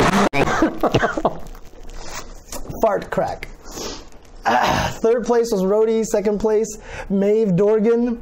And first place was Sonic Spear 64. Golden. Let me know what happened in Dragon Ball. ST. Fourth place was Facebug. Third place was Onagai. Second place was Ryudo. And first place was Immortal BMW. Cool. And Super Smash Bros. Melee. Fourth place was Jay-Z. Third place was D-Lids. Second place was Skate or Does Not Skate. And first place was Paper M. Let's see here. Let's see if there's a Exerd. Fourth place was Minimat. Third place was Kizzer Crate. Second place Havoc Noah, and first place Hotashi. Tekken 7. Fourth place was Stay Real Chill. E-High was in third place. Second place was Hazards, L-Train, Locomotive, and first place was Azure. And let's see. What's Dragon Ball? What's that? I just want to know what happened in Dragon Ball. Melted Blood, Chaos Code, Marvel vs. Capcom Infinite, Nova Sonic Run got fourth place. I Am Iconic got second place. FGC Macho second place, and first place was Timo. Sick. Vampire Savior was won by Mato Cat. Under Night In Birth, nice. Third place was Magnets. Second place was Giuseppe. Oh, cool. Okay. And first place was School Bus, sometimes Fendo. Rivals of Ether. Dude, they played everything here. Third Strike was won by Onagai. Street Fighter V. Third place was Palutena. Second place was Wolf Crone. First place was El Chacote. El Chakotay. El Chacote. Arcana Heart. Dragon Ball Fighters. Here we go. Fourth place was Greg. Third place was Van Nguyen. Second place was Don. Hey, Yohozi. And first place was Timo. Well, scroll down a little bit. I just want to see. Yeah, okay. Well, I'll move the thing. What's that? Yeah, I'm just wondering who else. Okay, cool. Okay. Well, cool. That was Michigan Shout Masters. out to Timo. That's awesome. Michigan Masters. He took both Dragon Ball and Marvel. Mm-hmm. That's awesome. There you go. It's nice that he plays both of them. Indeed it is. Which is doable. Yep. Which is absolutely possible. They're not the same game. Yep. And you don't Nor are they replacements for each other. One does not mean you can't play the other one. So yep. There you go. Oh, Timo wrecked people? Okay. Nice. Was there also a tournament at the New York Spring Series, the Spring Festival that they had at the NYC? You know, at the so you know, Seth Killian every year has the shoot, I have it here. Seth Killian every year has the NYU Spring Fighter 2018. And he always brings a guest there where he does a talk with them and interviews them. And this time he had brought Justin Wong there. They had talked about his beginnings, et cetera, et cetera. That should be up on YouTube. You should be able to see it on YouTube.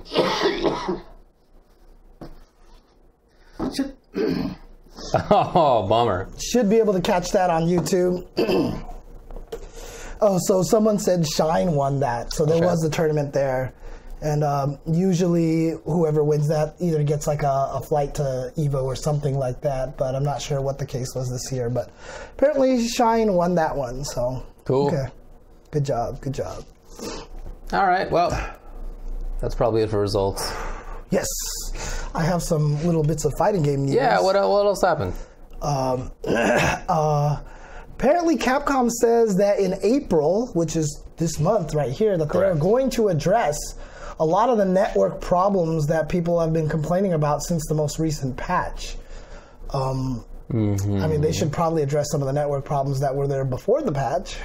Okay. But, I mean, to be fair, out of all the games that I've played online, like, even Injustice, which is probably still the best one out of all of them, I've had like some fairly bad matches on there. It happens. I've had more problems with Tekken and Dragon Ball online than I've had with Street Fighter. So I know. Well, definitely, yeah. I know a lot of people are talking about how Street Fighter has like the worst online ever.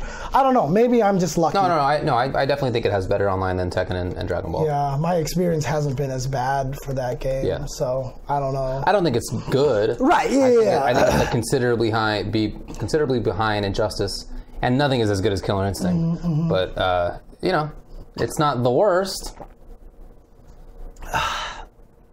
Oh, okay. We skipped the KOF patch. Hey, well, I mean, honestly, what are you gonna say about it? Do you know anything about it? Well, I was actually. I don't. So. All right, let's move back here to the KOF patch stuff. So, sorry about that. The KOF patch came out recently. So yes. The 3.0 patch came out with 4 brand new characters, which are Hydern, Naj, who is a new character, Blue Mary, and Oswald. Correct. Oswald have been added to the game, and it's funny because so far it seems like the initial response is that like the first set of DLC characters were okay, like they were decent, and then this set of DLC characters are like all super good. Like, are they good? Yeah. Okay, cool. People, like I think they were showing like a sequence that Oswald could like guard break you, like if you just block a jump attack and you're like, that's it. Wow. Yeah, there's like some crazy stuff going on with some of those characters. Okay. And there was like also some weird bugs, but a patch just came out. A 3.01 patch came out to fix a lot of those things. That's awesome. So, you know, the Robert command throws stretching characters or shrinking them. I saw that, yeah. Like that, those bugs were fixed. For the most part, people seem to think that the 4 new characters are pretty good. Maybe Mary not as strong as some of the other ones, but people seems to be really happy with the 4 new characters. I think Naj looks great. She looks cool. She looks super fun. The thing that surprised me is I didn't realize that this was going to be also a balance patch as well. Right. They changed a lot of characters in pretty significant ways from what I was reading. Yeah. Like I know that there's a whole list of patch notes here. Let me see, and I haven't had a chance to go through them. I'm sorry, this was the 3.01 patch that fixed. They're right there. It's just above your mouse. That fixed a few small things. Just here. above there. Oh, the original patch notes. Ah, yes. Okay. Well, which are in Japanese. Not the language that we know. Anyways. Yeah. But it did sound like they changed a lot of the characters in the game. I don't know personally if people are enjoying it, if they like the new patch, if they feel like it's more broken, does it feel more balanced, etc., etc. I personally don't know. Yeah, I don't know that much about it, to be honest, but from what I've read on Twitter, it seems like people are having a good time and enjoying it. Okay, cool. Maybe just the people I'm following. Right. You know, hard to know, but I've heard some good feedback on it so far. Okay, cool. Which is great. I mean, I think it's awesome that they are continuing to do this stuff because, KOF 14 had a bad rap when it came out. Mm-hmm. It really did. It looks nicer now. It's never going to be beautiful. Right. It looks nicer, that's for sure. They're continuing to add characters that have fun play styles. Dude, if continuing to balance, I think that's all awesome. It's a really good sign. If 12 to 13 was any indication, seeing what they keep doing with 14 really just means that 15 could have the potential to do something really great. It'll be awesome. So yeah, I'm absolutely happy for a lot of the KOF fans that they continue to keep updating this game. And there were some bugs that were added into that new patch, and so like I said, they've already addressed those in the 3.01 patch. So that's really, really cool. Good to know. Yep. Unfortunately, that's all I can really say about the patch. Yeah, I just don't have any expertise in it. I wouldn't want to say something that's wrong.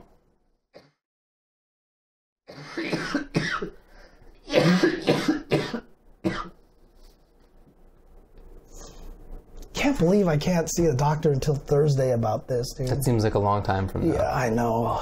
Like I said, I'm gonna have to buy a whole new bottle of Robitussin. Okay. What else do I have here in terms of news? A couple of interesting Smash things that are going on. The Smashbox Wizard announced is going to be legal at EVO. So they said you can play the Smashbox. There's only 2 things that are going to be banned about them is that one button can't be 2 multiple directions. So in other words, every button has to be a single input. You can't combine them. And the other thing too is that there can be no programmed controller shortcuts or something like that, because I think it has the ability to do some stuff like that. Okay. And I know the people who made Smashbox also have a software that you can put on a PC that if you plug the controller in, it can like detect to see if anybody has any sort of like shenanigans going on. Oh, really? Or something like that, yeah. That's awesome. Or they said they were going to develop that, so hopefully they do. Oh, super cool. And that cool. way you could just like be like, test it and be like, yeah, this controller's fine. Yeah, wow, that's awesome. That's pretty impressive. Right. Yeah, I mean, from what I've heard, so speaking with Leffen one time about this, he said that there's just like some, you know, even if you were to get super good at the Smashbox, that there are some angles that you still cannot reach with it. And it sounded like you could reach most of them with the Smashbox from his description. Okay. In terms of the, you know, the D-pad or whatever. But that you can't reach all of them, which I guess matters. It seems like it matters, he thought. Currently the curly W here is that the Melee community doesn't really care about Smashbox. It's actually the box that they're concerned about. I'm not sure the exact differences that would make one more concerning than the other. Okay. Box is the one hacks made after stealing the designs from... Okay, well, that was Curly W's words there. So, but the other interesting Smash information was that Zero apparently has already announced that he's just going to opt out of Smash for Switch. He's just not. Is that so? Yeah. So he says he's not going to compete in it. What? Zero opts out of competing in Super Smash Brothers on Switch. Okay. Yeah, I guess he has. Is there any particular time, or is it just in general? I don't know. I'm not sure. He'd keep his option of new sooner rather than later. His resolve was certainly tested. However, given the timing of the new release, the Chilean took to YouTube to state that he was currently enjoying his time away from competition and had no desire to compete competitively in the upcoming title. He did state he would be learning the game, so maybe the door is still open. Yeah. So he's just not going to jump right back into it. Well, look, his experience is a really instructive one, I think, for other players. He did a fantastic job of building up a YouTube subscribership. Yeah. He streams and he puts stuff up on YouTube, and that's great. You know, that means that he doesn't need to win money from tournaments to live, to survive. Almost no fighting game players have that luxury. Right. So congrats to him. I mean, he doesn't need to compete if he wants to play like on a stream or whatever on YouTube or something like that. That's fine. That's enough. He did a really, really good job. Right. Okay. Congrats to him. And let's see if I have anything else here. The Street Fighter E-League for this year. A lot of the players have been revealed. I think almost there's like 19 players that are known right now. There might be more than that because there's one I don't see on this list that I saw just announced recently. But yeah. Yeah, that was today. Okay. So we have 20 known players then. So 20 out of 24. And so the players that we know are going to be in there right now are Echo Fox Justin Wong, Echo Fox Punk, who was the winner last year. NVD Phenom, who was the runner-up last year. Right. Yeah. That's right. Mouse Problem X. So I'm happy about that. He's got to be in there. Yeah, I'm happy about that one. Twitch HX CYG BST, and by that point you know who I'm talking about. Daigo Umahara is going to be involved. 801 Strider is going to be on there as well. Echo Fox Momochi. Man, it's crazy that 801 Strider is still unsponsored right now. Echo Fox Momochi. Rise Mena RD is going to show up on there. Should be. Echo Fox Tokido, of course. F3 Brolinho. Happy about that. CYG BST PR Balrog. Fudo Haitani. Again, not Fudo, but Fudo Haitani. IDOM is going to be on there, also unsponsored currently, but glad to see IDOM there. Fudo Fujimura, of course, aka Yukadon, which I'll keep saying for the next few weeks until we get used to it. Filipino Champ is invited on there. Also currently not sponsored when Splice basically just ended their fighting game division. CO Dogura, Cyclops Dogura is going to be on the show as well. Ares RB Luffy. CYG BST Fudo, actually Fudo. RB Snake Eyes. And as we mentioned, unsponsored Knuckledew. That's right. Yeah. Yeah, that's a great list of players. There are some players who I think I would like to see. I'd like to see Itazan. Like, I feel like there's like some others that I would like to see, but this isn't all of them. You said there are 4 left. Yeah, Dudimokov would be a great. I was just about to say actually that I feel like if there was one Brazilian to pick, I would personally would rather have Dudimokov. Right. Than Berlin. Someone actually said Smug is on there as well, who's not listed here. Smug was also today. Oh, okay. So Smug announced as well today. There are 24 total. Is that what you said? Yeah, and so far there's 21 announced. Then. Got it. Okay. Now, isn't the last spot going to be the one who wins the Does it say up there? Because I definitely have no idea. Additionally, the winner of the upcoming reality show will earn one of the 24 spots. There you go. So there are 23 invites. Yeah, so there's 23 invites, and we know 21 of them. So there's only 2 left that we don't know.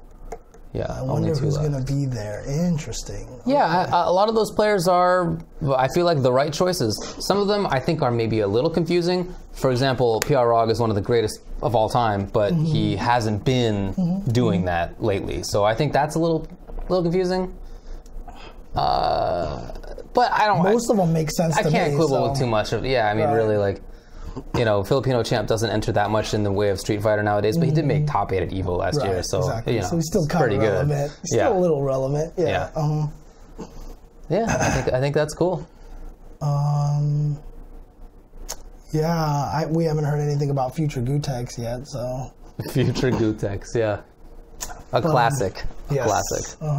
But should be pretty exciting. Should be pretty exciting to see these guys go up against each other for E-League this year. So, and, for sure. We'll and then there's the reality show, of course. Either Commander Jesse or JB will be in there. Damn, it's like that. Huh? Yeah, I don't know, dude. I'm rooting for Guilty. Yeah. Okay. Okay. That's all I have for news. All right. Well, I don't have that much to prattle on about, do you? I mean, the longer I go, the more I'm going to be coughing. So aren't you just going to be coughing regardless? Yeah, pretty much. Oh boy. Speaking of, it's just like every time I cough, it's just to shake loose some mucus, some phlegm, and then like it feels okay, and then I'm okay, and then it'll like build up again, and I'll start coughing, and it like won't shake it loose, and so I keep coughing until it comes loose, and then I'm okay. For sure. It's really gross. Oh, right. The Summit of Power. What? Oh yeah, the Dragon Ball. They announced all 8 of their players. Didn't they? Yeah, and we know 2 of the people who are also going to be joining based off of who won NLBC and Wednesday Night Fights. Yes. As well, which I'm really excited about. So the 8 players that they had invited for the first 2 they announced were Sonic Fox and Goichi. Right away. And then I believe it was Nakiel is invited to that. Dogura is invited to that. Apology Man was invited to that. Shoot, I can't remember all the names right now. I got it. I figured it out. Oh, you got it? Okay, yes. Cool. So, Sonic Fox, Goichi, Dogura, and Nakiel. Oh, of course, Kazunoko. Then Chris G, Kazunoko, yes. Apology Man, and Leffen, that's what it was. And then, of course, at NLBC, Hook Gang God won his way. He did not win the tournament, but the first place went to Sonic Fox, who was already in there. So second place got it. Hook Gang God got in there. And I'm really happy about the Wednesday Night Fights winner. I'm really excited about that. Reynold is going to be there. Reynold, another, again, EVO champion Reynold, is such a talented fighting game player. Super good. Yeah, and, you know, is a guy who needs to have a lot more showcase of his talent, and so I think this is a good opportunity for him. So I think it's awesome too because it just increases the which scenes are participating. So you know, we talked about this before, but the game brings so many different scenes together. So Sonic Fox, primarily from NRS, but also other stuff, obviously. Goichi, bunch of anime games. Same with Dogura. Nakiel the same way. Chris G, Marvel, I guess, primarily Marvel, Street Fighter, or whatever. Everything, basically. Kazunoko from anime and Street Fighter. Apology Man from anime and Marvel. Leffen from Smash. Then Hook Gang God from I still don't know. I just say he's from Dragon Ball. You know what I mean? Honestly. I mean, I'm sure he had a history, but I just have never heard anybody talk about it, so I don't know. and I haven't been able to ask him yet. I haven't met him yet. And then Reynold from KOF. You know what? The only scene that seems to be missing from there is a Tekken player. We need to get JDCR playing some Dragon Ball or something. I feel like there was a Tekken player too. Maybe I'm thinking about the Dead or Alive player. Oh, okay. Excalibur Blades? Yeah. I think that's who you. Yeah, okay. Yeah, as no, a 3D we need to get a player. Tekken player into this mix. Who would be a good Tekken Cooking player? God is Guilty Gear, huh? Oh, he's from Guilty Gear. That's awesome. Okay. Cool. Well, then that makes sense to me. So, we need a Tekken player. Yeah, Sonic Fox did play Dead or Alive. You're right. Yeah, we need a Tekken player in there. Yeah, let's get Eris or Rip on there. I'm okay with that. You know. They would get some moves. Damn. Okay. I mean, who do you think could make that transition from the Tekken players? Scene? Yeah. I don't know. Tekken Master, maybe?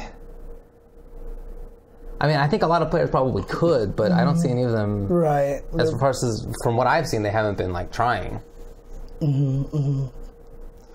According to Leodology, Button Check is this weekend. Oh. Which takes place in Czechoslovakia, which is why it's called Button Check. 25 years ago, when Czechoslovakia was still a country. Okay, what is it? Where is it? Well, the Czech Republic. Czech Republic. Or as they'd like to be called by foreigners, Czechia. Czechia? Yeah, nobody's going to say that, though. Czech Republic. Sorry, my bad. I'm still trapped in the old times. I'm still trapped on my Risk board. How much have the Risk boards changed? Well, I don't think Risk is countries necessarily. Some of them are just regions. But a lot of times they're listed as countries. Some are countries. Yeah, I wonder if... I wonder how much they would actually change that, as as the world keeps changing. That was really interesting. I actually saw an animated GIF of how France had changed, in the last 400 years or 500 years, and it was really small, and it just kept getting bigger and then smaller, and then they got all of it, and then they lost all this, and finally in 1947, it's what we know today, and it hasn't changed since then. So. Yeah, that's how it goes. Yeah, countries change. Nothing's the same as it always was. Kamchatka. Yep, exactly. I still remember Kamchatka from Risk. Yeah. It's an important land. Oh yeah, that one was super important. That was the bridge back to the United States on the other side. So Risk is still USSR. Is it really? I don't know, dude. I almost want to look it up now, just look up a picture of poor France. Risk. The France surrender, I say meme. It feels like it's the wrong thing to say, but it's just what we say nowadays. Anyway, it was the greatest land power in Europe for hundreds of years. Right. And then they lost in World War II pretty quickly. But when a country loses a fifth of all of its men in World War I feel like it's gotta have that has obviously major implications for the future. French was the original world language. Before English, and then the United States just kind of grew into a power, and then it became English from the United States. So now that's why Britain. Everywhere we go, we're gonna have an easier traveling to other countries than a lot of other people. Yeah. Even when we went to Kuwait, what you have to do to get into Kuwait is you have to get a little visa, right? Which you do in person, and you apply for the visa there. And every other country has to spend 3 Kuwaiti dinars, which is $9 or $10. It's $10 basically. Yeah. They have a really strong currency for a stamp. That's part of it. Americans don't. Yep.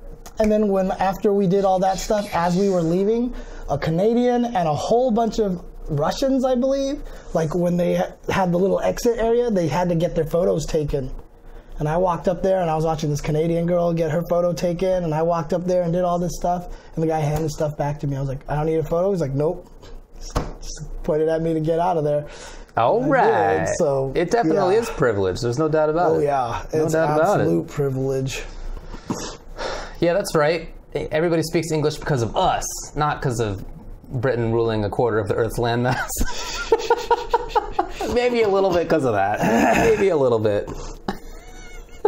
Could be. A little bit, maybe. Could be. But, because of us. That's what I think. Vic W-I-C-K. Vic. Well, anything else?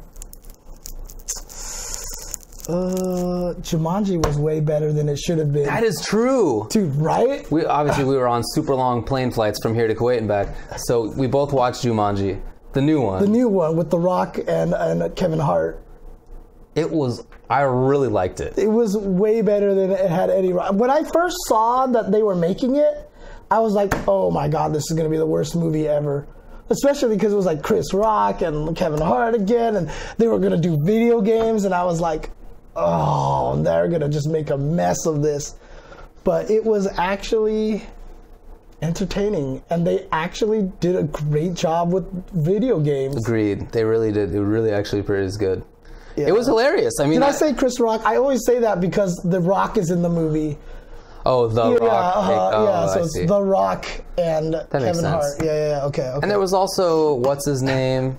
You know who I'm talking about. Jack Black. There you go. And also Karen Gillis. I always forget how to pronounce her last name. I don't know. I don't really know. Nebula. From Guardians of the Galaxy. Oh, really? Yeah, she was also one of the someone on what do you call it? Doctor Who. Oh. She was also on a TV show called Selfie, which did not last very long because the main male character was John Cho. Okay. And so they were trying to do this thing with an Asian lead, and it just didn't work. I see. It made me very sad. Yeah, I was wondering why you knew all these things about her. That was part of it, I guguess. And also, she's just really hot in Jumanji anyways. Yeah, that's true. Yeah. But it was a good movie. Yes. I recommend it. I was surprised to like it. Oh man, Goku Black I feel like is on the downward trend. I agree. Somebody on Twitter said that they thought he's the worst Goku, which I think is A, hilarious to say, B, not sure, but maybe. I feel like he has the best neutral game of the Gokus, and that he has one of the better neutral games in the game. Yeah. He has sick buttons. It's my favorite thing. You saw that clip, right? Don't shoot. He's not black. Yeah, that man isn't black. Yeah, that's hilarious. He has great buttons. Slicer plus neutral assist is just like you're just in, right? So I like that a lot. I just feel like his mix-ups are lacking in a game that depends so much on the ability to mix people up. So like I feel like other characters have as good-ish neutral games, but definitely better mix-ups. Yeah. I remember talking to somebody at Kuwait Battle Royale. They were talking about how, like, which characters do you think are the best? And, you know, he was like, he's like, I think Goku Black. And I was like, I feel like he's not quite there anymore. I think part of why he did so well at the start was that the people, you know, he has such a good neutral game that he could get in, and then people weren't good enough at defending yet when he was in there. But his mix-ups are really basically staggers and the odd cross-up. Well, Curly W just mentioned that Dragon Ball FighterZ is getting capped at 896. Same for SF5. And SF5 at Combo Breaker. And that's just an indication of how many people are signing up for that tournament. So, but again, you know, people will probably upset at the capping or whatever, but that's to ensure that the tournament runs on schedule and within the desirable time. So it is the right thing to do. Yeah, and it's not like it's being capped at a low number. Yep. By the way, Curly, and you can tell little Rick, over in the Middle East, there were some people who were saying that they can come to the U.S. for tournaments. They're like, hey, which tournaments should we come to if we can come to the U.S.? And I was like, well, obviously Evo. And they were like, obviously. What other ones? And I said Combo Breaker. That's got to be it. Combo Breaker and CEO. I think CEO this year is going to be kind of off the charts. CEO is going to be pretty crazy this year with this whole NJPW that's right. thing in Daytona. CEO is going to be kind of off the charts this year. So, but that's if you are a wrestling fan, which a lot of people in Kuwait were. So. That is true. I'm not, but I'm still looking forward to seeing it because I just... Yeah, right? It just sounds like an interesting experience, you know? I went to a monster truck rally once, you know, why not? What? Here's the weird thing. It's like, why wasn't I coughing? Why was I sneezing all of a sudden? Yeah. Cough drops make me sneeze. It's really weird. Wow, what a strange thing. It's like the sensation that it gives me, you know, the menthol stuff makes me sneeze. It's really weird, so. I went to a monster truck rally in Washington, D.C. It was inside the same arena where the Capitals play. And I got picked up by this girl. Who was sitting next to me, and she was, basically trying to get up all of Bonds. Trying to what? But I was in law school, right? And she was like trying to hit on me basically. And she said, "How old do you think I am?" Because she's clearly a kid. Mm-hmm. And she was like, "Here's my ID to prove that I'm 18. She gave me her number. No, I didn't do anything. Come on. Don't be gross.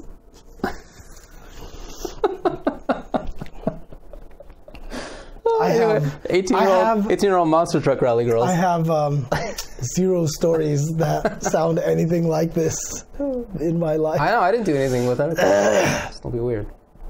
I'm in monster truck rallies. Look, I was just trying to watch the monster truck show, and this girl's giving me their number. I mean, come on, these things don't happen. I could barely hear her sometimes over the sound of monster trucks, you know. Those are loud. Do you ever get that weird situation where sometimes you cough so much that when you exhale, you hear like bubbles and crackling? I just heard it just now. Yeah, you heard it just now, right? That's exactly, I mean, I know everybody at home heard that too. Come on.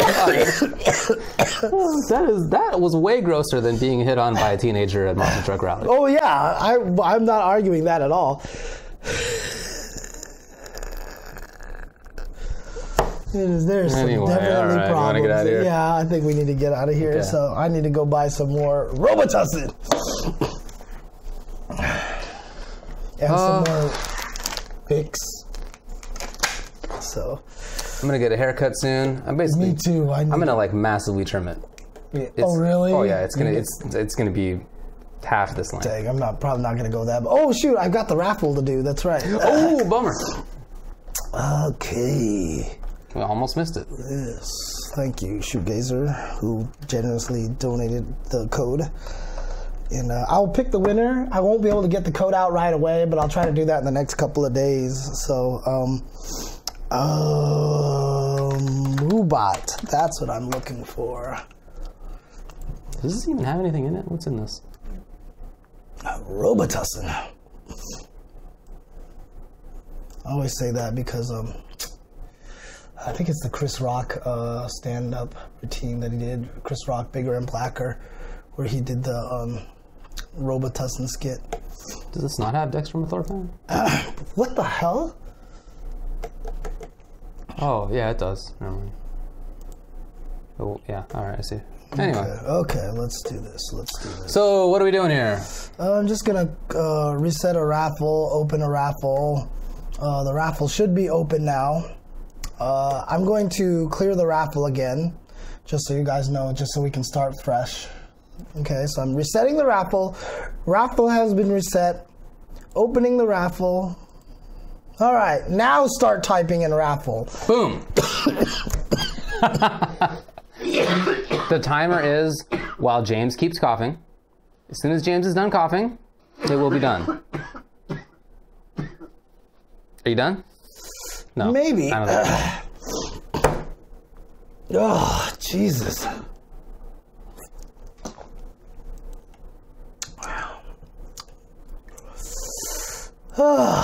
Yes, but keep entering. This will be for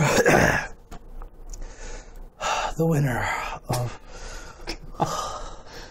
Oh, boy. All right. I always like the fact that they kind of created that window almost to be exactly like the right size of a stream thing. So, did I ever tell you about the time that I was giving away stuff on my channel? And I always in the chat type ! raffle just to show people what they're supposed to type in. Okay. And I did the drawing and I won my own raffle. Dang. And everyone was like, rigged! And I was like, damn, how do I argue against this? I literally drew my own name. Definitely rigged. All right. All right. Well, Moobot added one or more users to the raffle, so. Okay, so I'm going to Let's do it. Draw a name right now. What do you think it's going to be? What do I think it's going to be? Yeah, make a prediction. I can't do that because if I say somebody's name and then they don't win, they're going to be mad. Or maybe they would be happy as a consolation prize. Oh, there you go. Hey, at least Banana put that up there. At least James said my name on stream. At least I got that going for me. That's true. Right? I'll do that after I draw. But that's not a prediction at that point. Okay, what if I look at the name that I will predict who's going to win, remember it, and then say it after I draw the name? I'm going with Felix Works. Felix Works, huh? All right, fine. I'm going with Mujub. Mujub. All right, who is it going to be? It sounds like mucus right now. Oh, so yeah, all right. Kind of You're saying your name's gross. Yeah, exactly. What do we got? What do we got? All right, you ready? What do we got? What do we got? This is for a Street Fighter V Season 3 pass. That's right. Blam! Nextera Human. Wow. I was wrong. We were both wrong. Can't believe it. We were both hella wrong. Hecka wrong. Let's see if Nextera Human is in the chat. Nextera Human, please let us know. Let us know. Hey, I see Nextera Human in there with the ha-ha-ha. Ha-ha! Okay, so do you want your Season 3 pass? If you already have a Season 3 pass... Yeah, or if you don't plan to play it. Or if you don't plan to play Street Fighter V, you hate Street Fighter V or something like that, let us re-raffle it just because. Yeah, come on. Don't be But if you want it, please let me know. Do an at jchensor or at UltraChen TV and let us know if you want it or not and be very clear about that. Dude hates dogs? Mr. Friday, are you making things up? Yeah, is that true? No, Mr. Friday makes things up in my streams all the time. Hey, Nextera Human says, I already have multiple characters. Re-raffle and give it to somebody else. Okay, redraw! All right, redraw. All right, ready? On Salfo! Wow. Shout outs to Nextera Human, by the way. That's classy. No, it's good stuff. Good stuff to him. Good stuff to him. On Salfo. Come on Salfo. Let's go on Salfo. I see no on Salfo. Let us know if you want it. Let us know if he probably saw like, oh, I didn't win it, and then he left right away. Oh, he's not here. Oh, is that true? Is he missing? Oh, no, I see his name. His name is in there. He's in here somewhere. Hey, I see it. Do you see him? Oh, yes, I need it. Hey, there we go. Well, Unsalfo is our winner. And all right, awesome. So I will get that to you in the next couple of days on Unsalfo, but congratulations, you are the winner of a Season 3 pass. And what was the process that got the pass? From whom? Shoegazer Jimmy. Shoegazer Jimmy, who has always done a lot of good stuff with us and always helped us out a lot. Supported us for many, many years. Indeed. Also worked a lot with that one guy who made those awesome joysticks, like the Soundwave joystick, which is still the coolest thing those are awesome. I may have ever seen in my life. So thanks for the help. Shout out to Shoegazer Jimmy. Yep, but Unsalfo is our winner. Good job again to Nextera Human. That was magnanimous. Yes, thank you very much for your sacrifice there. Okay. Sulfo. S3, SF5, pass. There you go. Oops. Okay. I'll get that to you in a couple of days. So thank you. And yep, shout outs to Nextera Human. So shout outs. So okay. Oh yeah, I'm probably not going to be able to make it to Evo this year. Really? Yeah. That sucks. That sucks. That sucks. Okay. Yeah, friends are getting married. They happen to pick always a wedding that weekend. It's always a wedding. Well, there are very few things that would make me miss Evo. Right. So it has to be like a high level event. Then there's like wedding, funeral. Right. You know, there's like a few things. So yeah. That's really unfortunate. I'm sorry to hear that. I'm really, really sorry to hear that. So Yeah, I know. Tell him to get married in Vegas. Oh, that'd be nice. It'd be kind of funny. Ugh. Okay. Well, keep us up to date on that. Though I'm sure it's probably not going to change or anything like that. So. I don't think it's going to change. Yeah. Because I mean, there was the one year that I had a wedding to go to on the same weekend as Evo, but that was also the year that Evo was at UCLA. And the wedding was in LA. So I missed all of Saturday, but I could still do Friday and Sunday. That makes sense. So yeah, so this is in New York. Oh, so not practical, unfortunately. First Evo I'll have missed since 2010. Dang. Yeah, I didn't go to any of them between 2004 and 2005 to 9. I missed. Right. Yeah. Okay. Well, I will get a cardboard cutout of you, and I'll just place it next to me. And then I'll just have Sajam do the talking. I was just going to say, yeah. Just have Sajam do the talking. Just have the mouth cut out. Yeah. Have Sajam's mouth in there, being talking and stuff. Actually, it'd be kind of funny. David is missing Evo, so we'll get another Daigo Perry moment. The classic story. Actually knows. He knows. I went to Evo 2000, was that 4? Yes, I think so. I went to Evo 2004 on the first day, and because it was drivable, so my friend and I went from where we live in Ventura County, and decided not to go back for the next day. On Sunday, yeah. On Sunday. And that happened to be when Daigo Perry happened, so I could have been there. So like I said, I almost missed it too. I actually had people come to my house and made sure that I went because it was an interesting time for me. So. All right, well, I'm glad you did. Yep. All right. Alrighty. Well, thanks guys for tuning in. Thanks guys for hanging out. Bird it. It's actually one of the reasons why I had to leave during the commercial break because I left my phone upstairs. See, I was prepared. Bird. I was prepared. Ooh, new B15 SDM arcade stick coming for Evo. Ooh, sweet. Cool, okay. Looking forward to that. Seriously, those are cool. It's like I said, when I heard someone use this ringtone somewhere else, it freaked me the hell out, dude.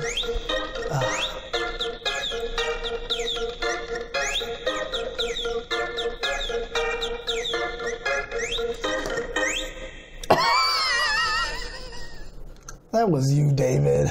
That didn't sound anything like my. That didn't see. Okay, now I've got to do a real one for you here. Gross.